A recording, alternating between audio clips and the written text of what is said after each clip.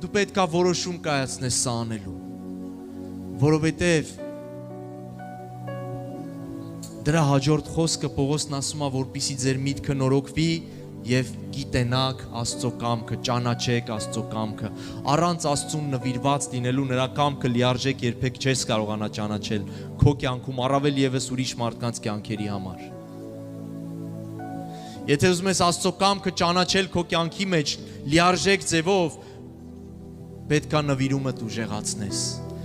Եվ ինչպես որ այդ զոհասեղանի կրակը պիտի չհանգչեր, դա քո ներսի կրակն է, Սուրբ Հոգու կրակն է, որ Աստված ուզում է երբեք չհանգչի, փայտ գցի ամեն ժամանակ, ձգտի, փափագի, սիրելիս, արա ինչ-որ բան, որ Հոգու կրակը քո կյանքի մեջ չհանգչի,